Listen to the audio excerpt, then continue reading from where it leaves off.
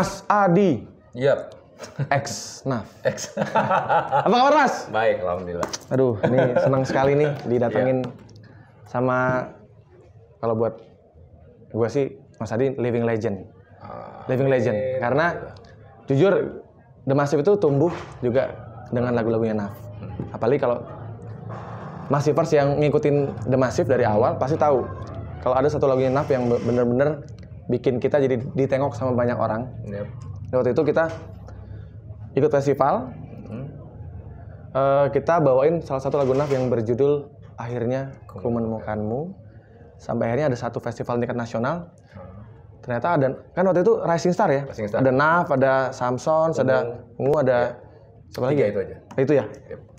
Terus, karena kita beberapa kali bawain lagu Naf, kita pilih Naf.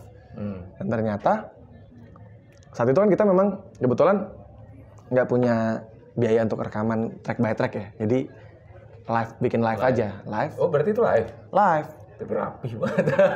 Ya latihannya sering soalnya. Jadi kita main live. Yeah. Terus kita kirimlah ke panitia waktu itu Rising Star Live Wanted saat itu kan. Jadi itu Live Wanted yang pertama tuh. Jadi emang mencari band yang akan menjadi Rising Star nantinya. Dan itu kita ikut.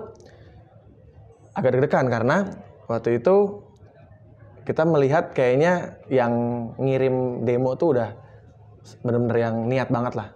Semuanya kayaknya track by track, jadi nggak ada yang kayak kita live track gitu, jarang. Nggak taunya lolos. Sampai akhirnya masuk ke audisi studio, terus regional, dan akhirnya sempat ketemu Naf juga. Dan ya. sepanggung juga. Sempat sepanggung juga. Wah itu rasanya kayak mimpi karena dari lagu Naf itu, The Massive sering banget dapet juara 1 festival. Karena mohon maaf Mas, itu kita obrak-abrik sedikit. Banyak deh. Gue kaget waktu itu. Gimana Mas?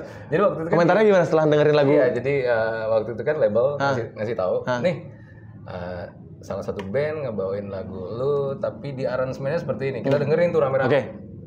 Shock jujur. Shocknya karena kesel ngelihat aransemennya atau? Nah. Karena begitu banyak genre yang ada di dalam gitu. Iya. Ada pop, ada apa gitu. Itu gado-gado sih sebenarnya. Betul gitu. Dan kita bilang gila kreatif sekali. Itu sebenarnya. Karena kebetulan gue yang ciptain gitu. Iya. Jadi gue berasa banget gitu. Nah, aku mau minta komentar juga sebenarnya. Apa yang kan banyak juga ya kita fenomena lagi kayak gini kan. Di zaman sekarang tuh ada juga yang mencoba untuk merubah-rubah nada, terus pencipta lagu ada yang protes atau lirik diganti tapi untuk bercandaan misalnya gitu ya. Ada juga yang nggak suka. Tapi itu kan sebenarnya hak pencipta lagu ya. Nah kalau menurut Mas Adi sebagai komposer juga, songwriter, kalau melihat ada lagunya tuh diobrak-abrik kayak gitu, perasaannya gimana Mas? Atau komentarnya apa? Pertama gue senyum sebenarnya gitu. Dia sering denger sebenarnya gitu loh. Ya sebagai komposer, pencipta sebuah lagu tersebut dan tahu apa rohnya di dalam, apa cerita di dalam, berasa nggak nyaman aja sebenarnya. Nggak nyaman ya? Sangat tidak nyaman gitu.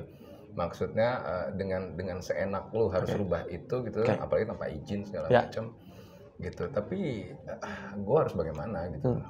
Emang sudah harus begitu, dia gituin juga ya gimana lagi. Intinya saya tidak nyaman. Nggak nyaman. Jadi kalau Mas Adi tuh lebih suka kalau misalnya ada orang yang merubah-rubah lirik atau notasi dan lain-lain, minta izin. Ya. Atau tujuannya untuk apa? Atau untuk komersial atau enggak? Atau emang untuk bercandaan? Misalnya contoh bercandaan. Contoh gini, aku jujur pernah bercandain lagunya Naf, yang Akhirnya Aku Menemukanmu.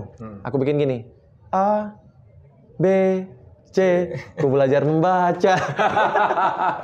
Serius, itu buat seru-seruan di tongkrongan lah Mas, namanya juga kan kita masih anak-anak. Enggak, zaman dulu nongkrong kan, ya?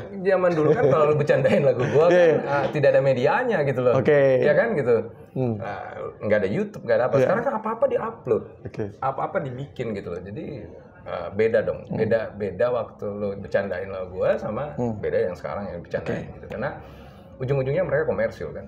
Gitu. Demi untuk meraup keuntungan juga, kadang demi konten akhirnya harus, tapi tanpa izin gitu kan.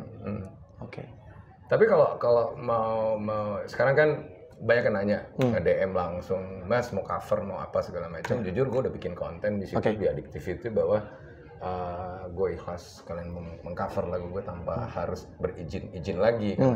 Nah, cuman maksud gue begini, Rian, tetap kan ada peraturan ya kan, mereka harus izin ke publishing segala macam. Tapi bagi gue, monggo, silahkan kalian cover karena yang gue utamain adalah maaf ya, gue Muslim, gue bilang biar kalian nggak berdosa aja.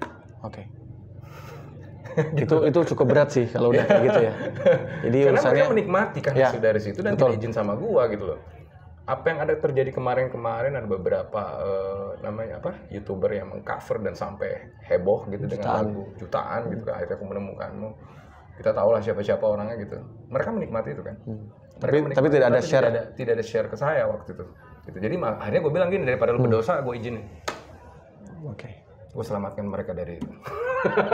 Tapi memang kayak itu, memang namanya seniman tuh kayak gitu ya, maksudnya kita selalu tuh pakai perasaan ya Mas. Betul sebenarnya itu nggak boleh sih sebenarnya. Aku juga tadinya begitu juga, tapi pada akhirnya aku pikir kan ada kalau sebuah karya orang lain, terus itu dimonetize harusnya ada hak untuk si pencipta lagu gitu dan memang itu yang harus kita perjuangin terus sebenarnya. Dan sekarang kan udah gini, Rian, maksud gue kenapa gue izinkan karena ada publishing yang mengklaim. Maksudnya izin secara moral ke gue sebenarnya, gitu loh. Gue udahlah daripada lu izin capek-capek sama gue ikhlasin deh gue bikin kontennya gitu biar mereka kalian nggak nanya lagi Mas izinnya gitu. Karena gue pikir ada publishing yang bakal mengklaim itu dan gue dilindungi haknya sama publishing gitu. Iya.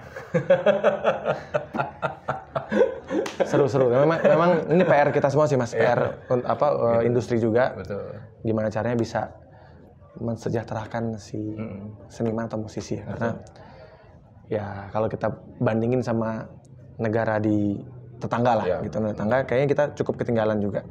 Karena ada beberapa teman-teman yang dia berkarir di negara tetangga itu finansialnya luar biasa, maksudnya dia hanya bikin beberapa lagu yang hits tapi royaltinya bagus gitu. Dan memang ini PR buat kita juga sih. Mudah-mudahan ya paling enggak anak-anak cucu kita nanti lah yang bisa ngerasain. Penting. Jadi biar kita berjuang sekarang. Ya mudah-mudahan sebenarnya ini aku sempat upload juga di sosial media di Instagram. Kalau mau musisi sejahtera, pemerintah harus turut serta. Harus ikutan benar-benar yang mikirin kayak kemarin kan sempat ada. Sudah ada undang-undangnya. Yang PP 56 Nah ini mau tanya komentarnya juga. Menurut Mas Adi akhirnya ada presiden yang berstatement paling tidak ada nih. Ada kepedulian lah walaupun jujur itu juga kalau nggak dijalanin juga akan menguap gitu aja ya. Betul. Ada peraturan, ada PP-nya, tapi kalau pihak-pihak itu tidak kerjasama dan tidak menjalankan itu ya akan menguap gitu aja. Nah, menurut Mas Adi gimana? PP nomor 56 itu bagi gue buat komposer jadi membuat sebuah titik cahaya buat kita gitu sebenarnya gitu loh. Apapun ya dilaksanakan atau bagaimana nantinya minimal pemerintah sudah mau peduli sama kita. Dulu kan kita berkoar-koar nggak bisa tuh. Gitu sampai bermasalah lah di DPR segala macam. Pernah kita dengar kasusnya kan gitu kan mau diundang-undangkan akhirnya digagalkan gitu nggak jadi gitu kan. Nah sekarang kan ada nih presiden yang mau seperti itu gitu kan, dan bagi gue gue berterima kasih itu, tapi mohon dijalankan dengan baik dan benar. Karena gimana, sebagai musisi kadang kita sudah sama-sama tahu bahwa kadang reportnya nggak benar, ya kan gitu. Belum transparan, nggak transparan ya. Yang gue permasalahkan adalah kenapa sih tidak bisa transparan, kenapa sih, contoh kecil umpamanya dari provider, kenapa sih report itu tanpa ada stempel provider? Oke. Ya. Oke. Kenapa harus rekap dulu baru kasih ke kita, disalin ulang baru kasih ke kita? Dan kadang-kadang juga tidak ada yang masuk ke email, cuman jumlah total udah selesai. Kita nggak tahu itu dari mana. Gitu loh. Nah, berharap pemerintah sekarang tidak seperti itu. Kalau memang nanti akan dijalankan gitu. Reportnya. Jadi bikin aturan dari atas, gitu. Mengatur itu semua agar pihak-pihak yang memang punya wewenang untuk membuat laporan itu bisa. Ya, kita sama-sama pencipta lagu. Kenapa? Maksudnya jujur, kenapa saya mundur dari industri tahun 2000 berapa? 2009, 2010 salah satu karena saya kesel masalah royalti. Oke. Lagu itu booming, men. Gue dapat apa? Gitu. Salah satu provider, kebetulan saya kenal bosnya, salah satu provider terkenal di Indonesia, pernah dia bilang, Mas Adi, kalau Mas Adi mau tahu, Mas Adi sudah bisa beli lapangan satu stadion sepak bola. What? Wow. Gitu lah. Hanya dengan akhirnya aku menemukanmu. Hanya satu lagu loh. Hanya satu lagu. Sekarang lagu yang banyak sekali lagu yang hits. Itu ngobrol langsung. Iya. Tapi cuman saya merinding, Mas. Merinding. Cuman saya nggak tahu ya, di luar saya pernah dengar bahwa biasanya royalti itu langsung masuk ke komposernya.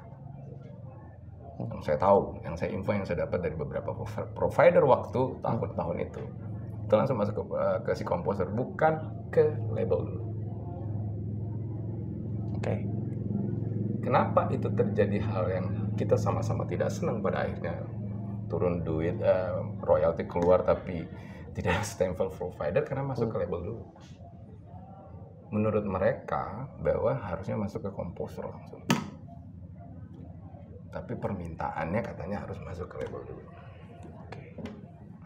Gue nggak tahu itu benar apa enggak, tapi gue dengar dan itu fakta yang gue dengar. Jadi bukan hanya maksudnya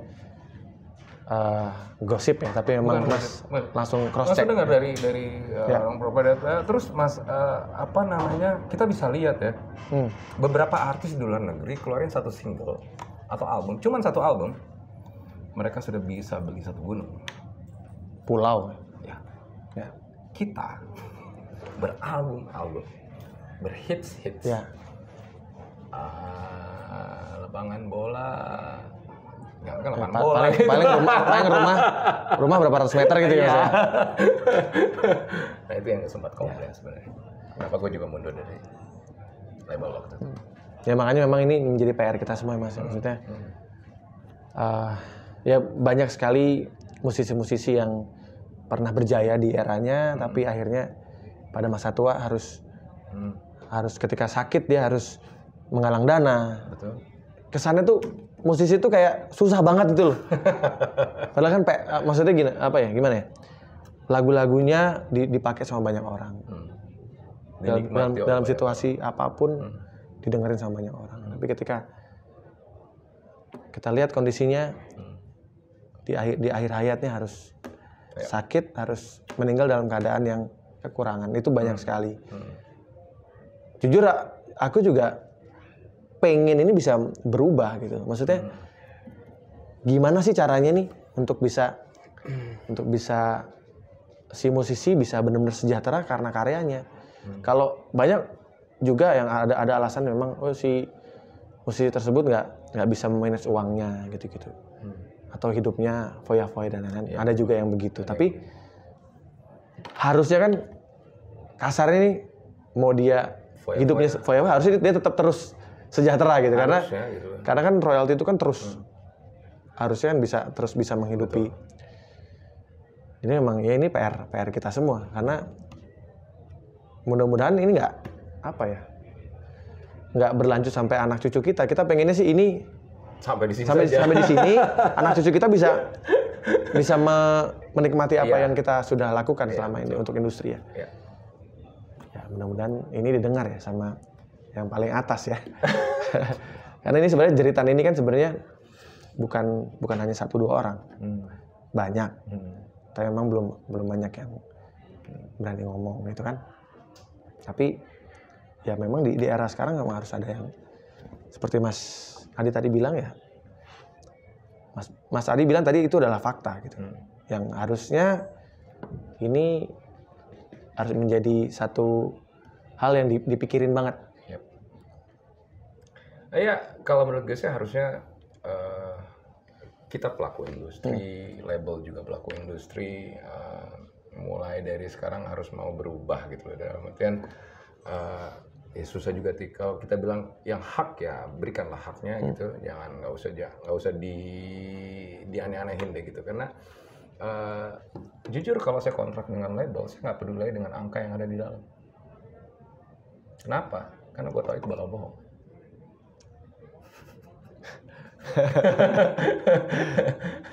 Jadi waktu saya diminta untuk kembali gitu kan, ada beberapa label yang tawarin saya kontrak, Mas balik lagi turun gunung lagi waktu setelah saya menduda enough.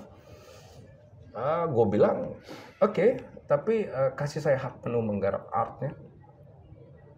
Jangan campuri lagi urusan itu, mulai dari video klip, desain cover, aransemen gitu segala macam. Sudah bilang royaltinya sekian, oke, gue nggak mau tahu itu. Apa yang lu kasih ke gue ambil gitu kan. Urusan nanti belakangan aja di akhirat. That's it yang saya bilang, karena saya nggak bisa merubah apa-apa. Karena saya pikir mereka juga punya agama.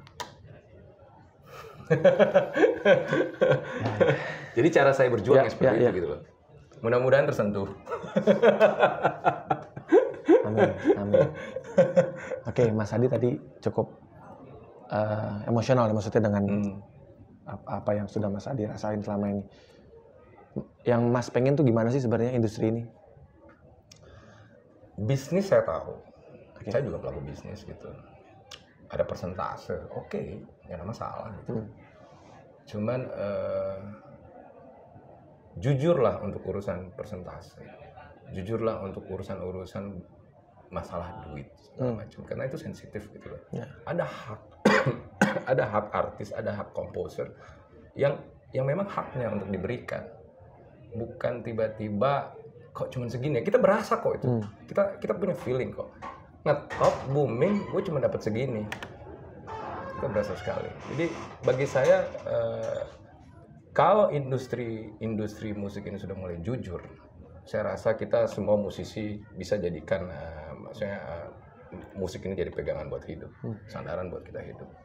Gitu loh. Apa bedanya kalau di luar gitu kan, kenapa sih mereka bisa sejahtera gitu? Apa sih mereka tuh sama kok, apa yang dia pakai kita pakai.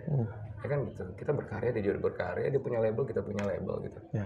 Di mana masalahnya? Di sistem. Gitu. Menurut gue itu di sistem masalahnya. Karena jujur ya, bagi gua penghasilan paling halal dalam semua pekerjaan salah satunya adalah musisi. Ya kan? Kita nggak nipu orang loh. Justru kita yang ditipu. Kita nggak nipu. Jadi kalau agak living legend dong dia, bebas. Kita bebaskan saja. Ya terserah lah orang mau bilang apa gitu. Ini juga saya sudah sampaikan ke label. Gitu. Bagi gua menyampaikan kebenaran itu aja. Pahit. Yang penting kita benar. Nah, Mas Adi kan setelah memutuskan untuk keluar dari NAF itu 2009 ya? 2009 akhir Desember tepatnya. Itu berarti The Massive itu masih album pertama tuh. Kita baru album pertama. Cuma di situ pun juga Mas Adi bersama NAF saat itu masih bikin hits juga kan? Masih sangat ada besar saya tinggalin. Iya. Lagi gede banget itu maksudnya. Lagu-lagu hits kayak seperti Aku Mau Hidup Dengan itu masih itu yang udah ending-ending kan ya? Ya, Kaulah Hidup dan Matiku. Kaulah Hidup dan Matiku itu juga luar biasa lagunya. Zaman MTV diputar terus kan. Terus tiba-tiba harus memutuskan. Tadi Mas sudah nyebutin salah satu alasan. Ada satu hal yang mengganjal tentang royalti dan lain. Ada alasan yang lebih spesifik lagi nggak Mas? Selain itu Mas, karena jujur aku ini salah satu yang kecewa karena Mas Adi harus keluar dari NAF. NAF itu ya yang cocok cuma Mas Adi. Aku sempat bilang sama sama NAF vokalisnya NAF yang baru si Arda, suaminya Tantri. PR dia besar banget. Sangat besar karena dia harus menggantikan vokalis yang sangat kuat karakternya di band gitu. Aku rasa band yang ganti vokalis nggak banyak yang sukses kan. Mungkin hanya Dewa sama Ada Band satu yang aku tahu ya. Iya betul. Beberapa band yang ganti vokalis, Jamrud sempat ganti vokalis nggak naik, tapi balik lagi akhirnya kan. Balik lagi. Nah, apa sih Mas hal yang mendasar banget atau yang cukup bikin Mas tuh harus oh gue harus cabut nih? Kenyamanan, ketenangan.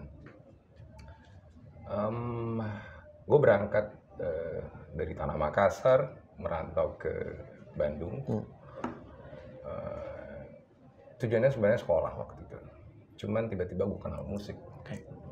Kenal musik, kayak musik ini seperti suatu hal yang bisa menuangkan semua keluh kesah gue dalam hidup ini gitu. Gue bisa bikin lirik segala macam gitu.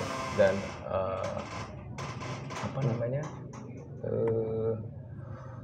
waktu itu kan gue ditentang sama keluarga. Kebetulan saya dari keluarga kiai. Gitu, jadi agak sedikit sensitif masalah musik gitu kan gitu. Nah, tapi gue pilih itu. Gue pilih dan akhirnya gue berjuang di NAF, gue kasih nama NAF, enough, cukup sudah penderitaan saya, cukup sudah makian dari orang-orang di sekeliling saya bahwa Adi tidak berhasil dengan musiknya, dengan dulu kan gondrong, bahwa juga cukup bilang bahwa musisi itu semua negatif, gitu. Tidak, bagi saya tidak gitu. Kita harus buktiin itu bahwa persepsi seperti itu salah, gitu. Dan sudah saya buktikan. Nah, setelah berjalan. Menurut saya komit yang kita bikin di awal banyak yang dilanggar, gitu. Masalah paling besar sebuah band di Satenar adalah popularitas. Itu masalah paling berat dan itu yang paling susah kita bendung, keakuan, gitu loh. Nah, sedangkan gue berangkat bukan untuk menjadi artis, gue pengen ngebuktiin sama keluarga bahwa Anda salah, pekerjaan ini layak, gitu loh. Jadi makanya kalau Rian lihat, teman-teman semua lihat, saya nggak pernah ada konferensi pers mundur. Saya diminta, tapi saya nggak mau. Pernah nggak lihat jejak digital saya ada gosip dan segala macam? Itu tidak ada, karena memang saya nggak suka. Kalau wartawan mau ketemu dengan Adi, bahasnya apa dulu? Musik, baru saya mau jawab. Tapi kalau untuk urusan yang lain-lain, pribadi dan lain-lain tidak, gitu. Makanya saya dianggap agak kuper waktu itu. Nggak gaul lah kasarnya gitu kan. Kayak gitu. Jadi alasan ketidaktenangan saya inilah yang membuat saya merasa bahwa enough gitu. Enough gitu. Gitu. Vokalis biasanya dianggap leader di band. Dan saya tidak minta itu. Fans yang menyematkan itu ke saya, wartawan yang menyematkan itu ke saya. Tapi dalam satu kapal tidak boleh ada dua nahkoda. Harus ada leader di dalam. Bukan leader dalam artian dia otoriter, tidak gitu loh. Decision maker gitu loh. Gitu. Kayak gini deh, Rian wawancara gitu kan. Yang dikasih mic siapa? Pasti vokalis. Iya. Nah kalau yang lain jelas itu nggak masuk akal. Hanya karena itu ya? Itu contoh kecil? Itu kecil. Itu tidak masuk akal. Jadi gue nggak bisa buka terlalu banyak gitu. Karena saya sudah menjelaskan di channel saya sendiri sebenarnya ada. Ini alasan sebenarnya saya keluar itu 1 jam.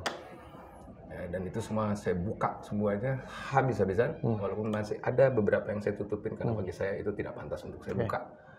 Gitu loh. Jadi kalau Ronaldo, Messi dibayar lebih mahal, itu wajar sekali.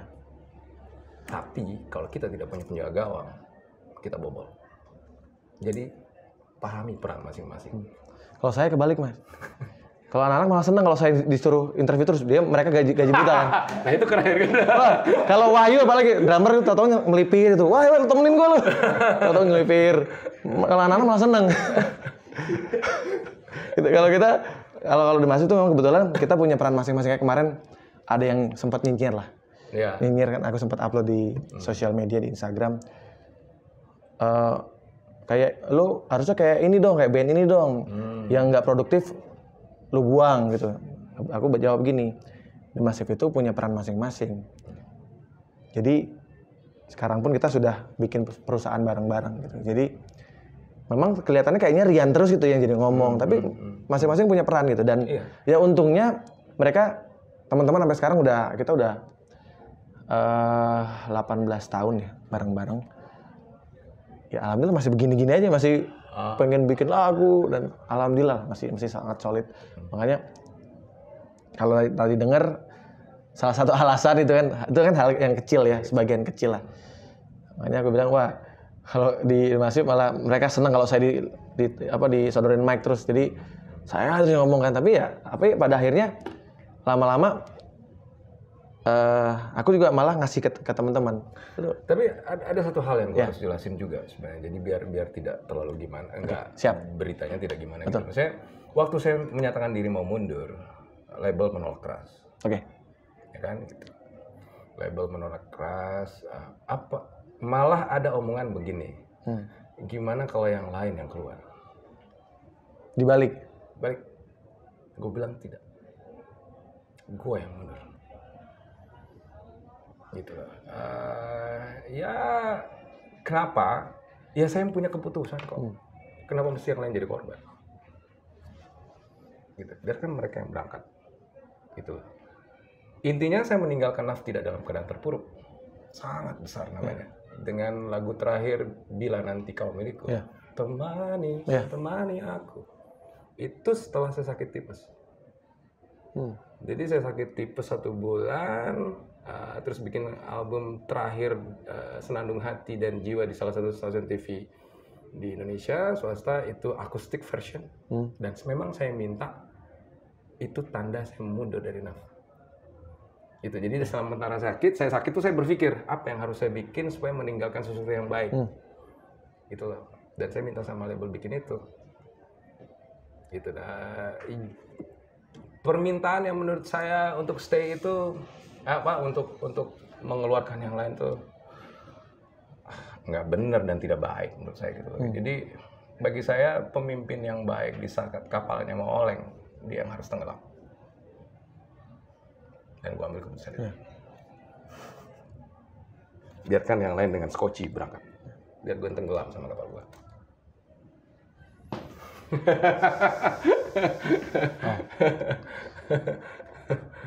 Saat itu Mas, kan itu kan pasti keputusannya berat banget ya. Maksudnya Mas meninggalkan band yang bareng-bareng di tahun berapa Mas? 89. Hah? 98 kan? Iya. 98. Di tahun 98. Itu kan dari 98 sampai 2009. Iya, 11 tahun. 11 tahun. Pasti kan apa ya? Ngeband itu kan pasti ada cerita, banyak cerita yang banyak banget. Yang terekam ya. Di kamar kos gue. Ya. Apalagi dibentuk di kamar kos. Ya, dibentuk kamar kos.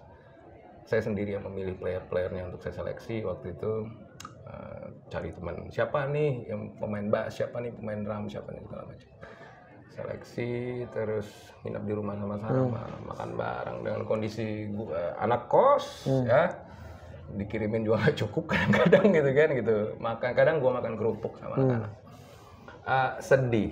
Waktu gue menyatakan diri untuk mundur, gue nangis setengah mati sendirian. Naf itu adalah anak saya.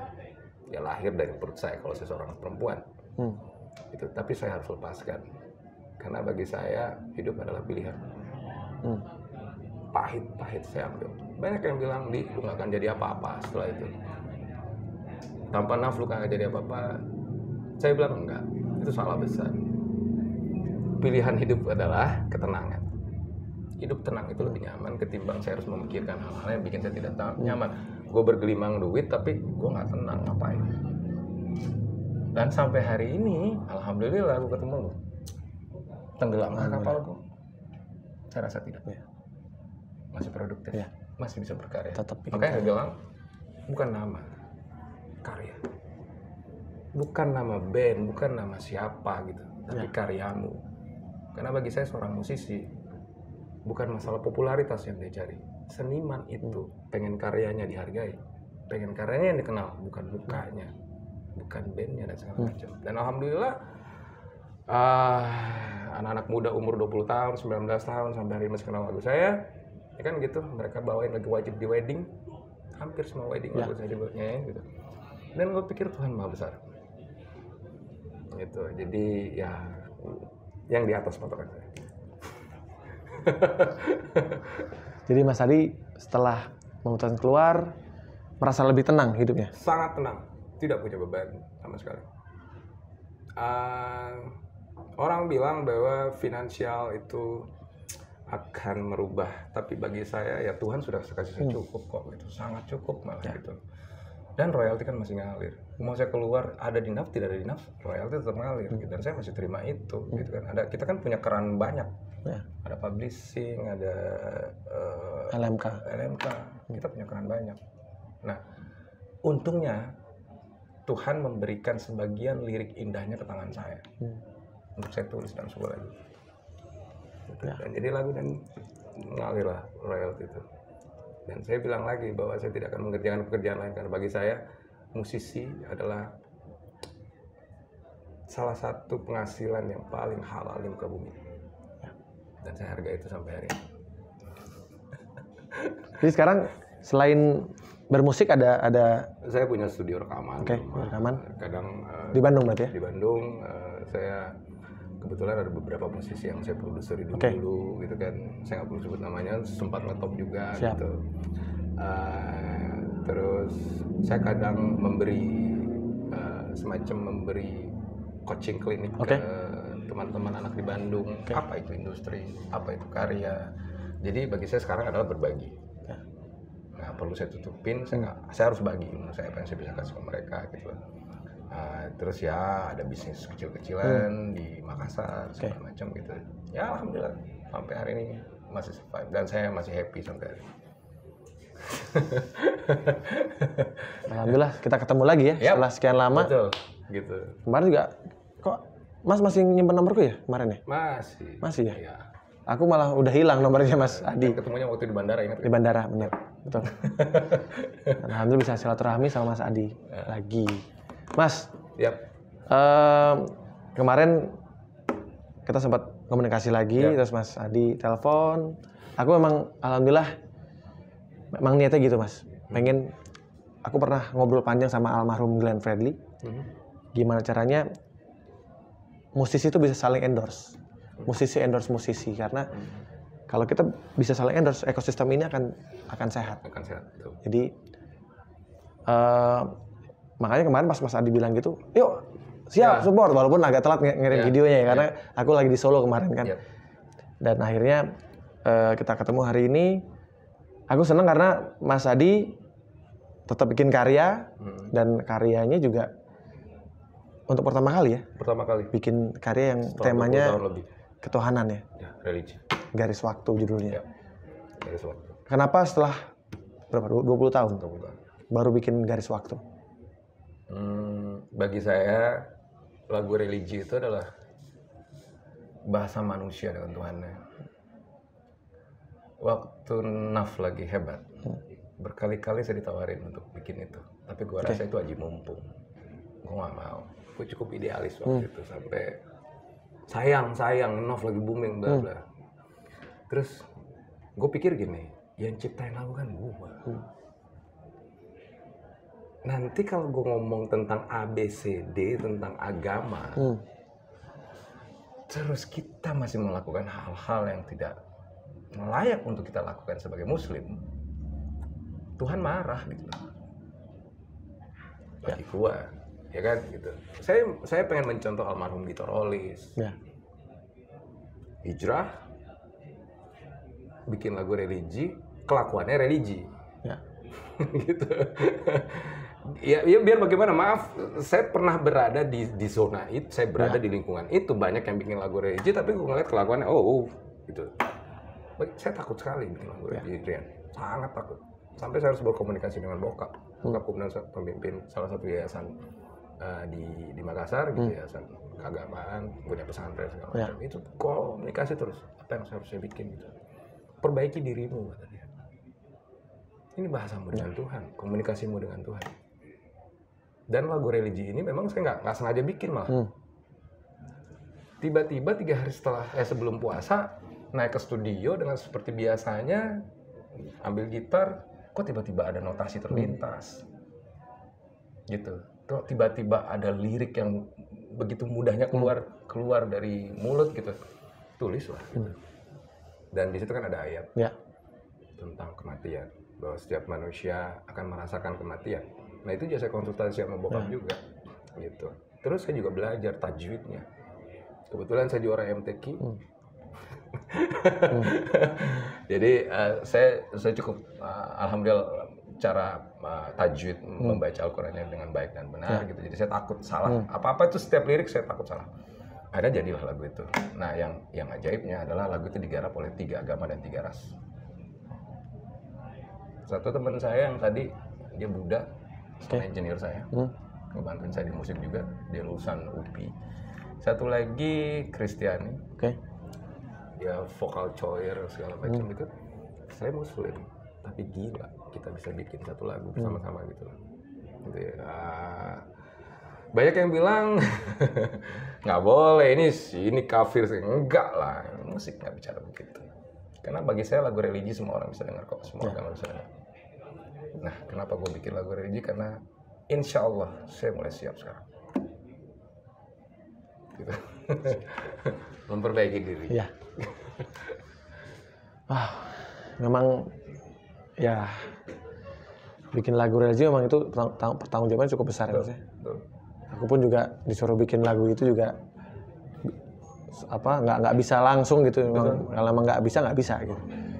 Ya, kita memang harus dapat momennya. Suasana yang dapat. Kalau bagi saya itu adalah sixth sense. Ya. Tuhan tiba-tiba gitu nggak sih? Ngasih apa sih? Kayak menurunkan sesuatu gitu ya. Gitu. Oke, Mas Adi. Ya. Tadi aku sempat upload. Kita coba. Mungkin ada yang nanya-nanya. Bentar. Oh iya, itu waktu lagu Garis Waktu kenapa agak telat Mas ininya Mas? Rilisnya. Kan biasa kalau orang rilis lagu-lagu religi itu biasanya sebelum puasa gitu ya. Ya kan bikinnya juga 3 hari sebelum puasa. Jadinya 3 hari sebelum puasa, terus setelah di aransemen dapat seminggu, itu udah puasa seminggu tuh. Ya. Jadi tawarin ke label katanya waktunya tidak cukup. Ya udah kita tayang sendiri aja di YouTube sendiri. Gitu loh. Gue nggak mau nunggu setahun. Gue nggak pernah tahu tahun depan gue masih hidup apa enggak. Oh iya, saya lupa. Ini janji saya buat almarhum ibu saya. Nah, pernah dia bilang bahwa jadi sebenarnya ketakutannya banyak, Rian. Jadi ada satu hal lagi yang saya lupa ceritain, bahwa pernah saya punya statement bahwa apabila saya sudah bikin lagu religi, selesailah sudah perjalanan musik saya. Tapi nggak selesai kan, Mas? Masih banyak yang meminta saya kembali, support dari teman-teman. Mungkin yang di YouTube saya masih sekelompok kecil orang, tapi gila. Setiap saya baca komen mereka, kadang saya merinding, kadang air mata saya bahwa mereka masih membutuhkan suara saya dan mereka masih butuh karya saya. Oke, saya akan berbagi kebaikan setiap saat dan saya tetap jalan. Insya Allah tidak akan mundur. Aku harap juga gitu. Mas Adi nggak boleh berhenti berkarya karena Mas Adi selalu bikin lagu-lagu yang indah, yang pasti banyak penikmat musik yang penikmat musik Indonesia masih ya kangen sama Mas Adi lah, pengen terus mendengarkan karya-karya Mas Adi. Jadi tadi sempat upload foto kita berdua. Ya. Nah, nanya ke netizen kira-kira mereka mau nanya apa ke Mas Adi. Ini ada beberapa pertanyaan. Yep. Dari Fauzi_man. Fauziman. Adakah kemungkinan Mas Adi balik lagi ke NAF? Pertanyaan untuk sekian juta kali. Iya, nggak apa, ini pertanyaan yang sering tapi pasti banyak orang yang mau dengar. Ada nggak sih sekarang lagi musimnya reuni kan, banyak kayak Dewa reuni lagi, terus kemarin Jikustik yang udah lama banget nggak bareng-bareng sempat reuni juga. Apalagi kan banyak yang lagi kangen sama musik-musik 2000-an, 90s dan 2000-an ya. Ada nggak sih Mas kemungkinan untuk itu? Sebenarnya kan tidak mungkin di hidup ini. Gitu. Kalau saya bilang tidak mungkin, Tuhan bilang mungkin, ya gimana dong gitu. Tapi buat saya pribadi itu sulit untuk kembali ke sana. Gitu. Satu kan memang NAF-nya sendiri sudah punya vokalis, ya kan gitu. Kedua sebenarnya titiknya adalah saya lebih nyaman sendirian. Jadi kemungkinan itu sangat tipis, gitu kan. Sangat tipis buat seorang manusia, kan gitu. Malah saya bisa bilang tidak ada kemungkinan. Tapi Tuhan kalau berkata lain saya nggak tahu, gitu. Tapi kalau untuk reuni segala macam, itu terbuka lebar sekali. Tergantung ya. itu sangat terbuka. Dan saya tergantung dealnya kan Mas ya. Yoi. Itu udah pasti banget. Karena beberapa event organisasi udah hubungin saya nih. Siap. Gitu terus saya bilang tanya mereka. Kalau saya sih oke. Tapi kalau dari Mas oke ya? Oke. Gitu. Nah, oke, ini penasaran juga. Masih ada komunikasi nggak sih sama personel NAF yang lain? Saya bilang tidak ada. Sama sekali? Sejak mundur. Satu orang pun? Tidak ada. Nggak ngucapin minal aizin wal faizin gitu? Oh iya, awal saya mundur ya. Setelah itu nggak ada lagi sampai sekarang? Nggak dibalas soalnya, gimana gitu. Ataukah kita perlu panggil tali kasih untuk mempertemukan mereka kembali? Tapi bukan berarti gue mau bermusuhan, sama sekali tidak. Saya sudah memulai untuk berkomunikasi kok, gitu lah. Cuman kalau memang tidak ada tanggapan kan buat apa juga gitu. Saya bersusah-susah. Intinya adalah pintu rumah saya selalu terbuka buat silaturahmi. Siap. Itu aja gitu loh. Ada rohnya NAF, idolaku, lagu-lagunya selalu dikenang. Titip suruh balikin NAF lagi gitu ya. Terus ada yang bilang NAF sekarang kurang srek, itu aja. Ya itu pendapat orang-orang ya. Iya. Ini ada yang Castro 31 tanyain kenapa nggak bikin band lagi bang? Beliau lebih keren di band ketimbang solo. Nah, ini juga pendapat netizen juga nih, kita harus gimana Mas? Ya secara album solo. Tapi live tetap ngeband. Konsepnya tetap ngeband karena saya punya tim additional di Bandung kan. Jadi setiap kita berangkat tetap format band. Bukan satu orang yang berangkat. Justru ya sama dengan seperti dulu di NAF. Ada kru, ada sound engineer, ada tim band gitu. Malah band ini jujur saya lebih nyaman di dalam situ ya. Gitu. Karena entahlah rasanya lebih kekeluargaan aja. Gitu. Jadi tetap format band, jangan takut. Ya, tuh tetap format band, tapi emang solo sekarang. Ini ada yang bikin komen. Tak bisa kutahan laju angin. Asik. Lirik lagu tuh. Kita cari lagi. Victor Walunguru 28. Semua album NAF yang favorit apa? Menurut Mas Adi? Yang paling favorit? Yang Rahasia Hati. Rahasia Hati itu album NAF yang kelima kalau nggak salah. Yang ada lagu apa aja? Akhirnya Aku Menemukanmu. Itu top itu. Kau Masih Kekasihku. Jauh di lubuk hatiku. Yang itu. Dan kebetulan album itu memang. Itu lagunya hit semua itu, ngeri itu. Satu album gila. Top itu. Itu favorit saya juga, beli albumnya soalnya beli kasetnya juga saat itu. Yang warna biru kalau nggak salah. Oke, terima kasih Mas Adi sudah ngobrol-ngobrol, sudah memberikan klarifikasi ya. Padahal udah sering banget ngomong, kenapa keluarin NAF ini. Terus semoga single barunya bisa menjadi warna baru lagi di musik Indonesia. Ditunggu karya barunya lagi setelah ini. Dan jangan lupa teman-teman untuk langsung lihat video klip sudah ada ya? Iya, video klipnya sudah ada. Garis waktu di channel YouTube-nya Addictivity. Langsung aja ntar dikasih linknya ya. Pokoknya sukses selalu untuk Mas Adi. Amin. Maju terus Mas, berkarya terus. Siap. Thank you. Sebentar. Jangan dimatiin, lupa gua. Saya ini kan ngefans banget sama NAF dan pernah mengcover lagunya NAF. Dulu belum happening lah ngomong cover kan, sekarang kan udah semua YouTubers cover nyanyi lagunya NAF. Kita udah duluan bawain lagunya NAF. Boleh nggak sih kalau saya nyanyi bareng sama Mas Adi? Tapi ini ntar diklaim nggak sih? Jangan diklaim ya. Publishing aja. Ngeri nih. Boleh, Mas aja yang main. Takut salah kayak tadi. Gue lupa kok. Kalau salah kita take ulang. Bukan. Sampai ref pertama aja.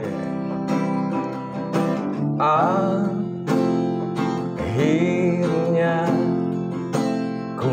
menemukanmu.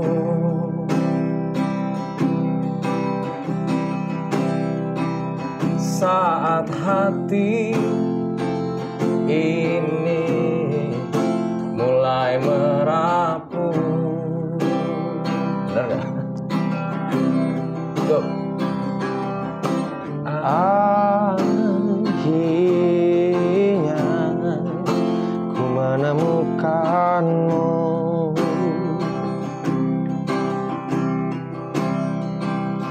Saat raga ini ingin berlabuh,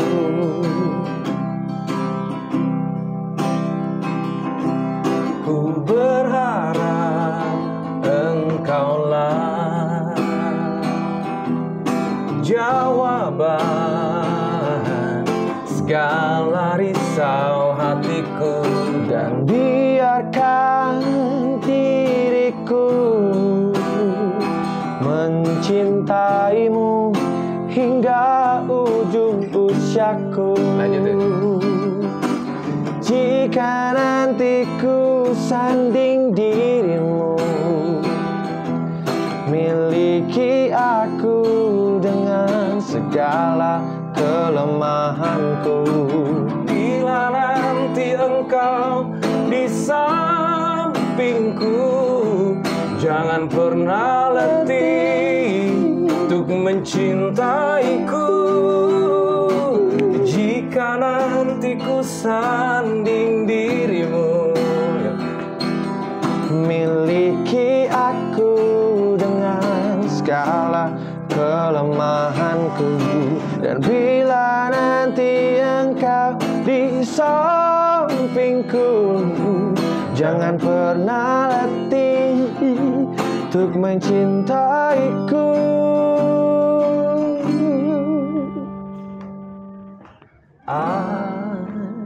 Akhirnya ku menemukanmu. Yeay! Akhirnya nyanyi lagu ini, calon legend. mantap.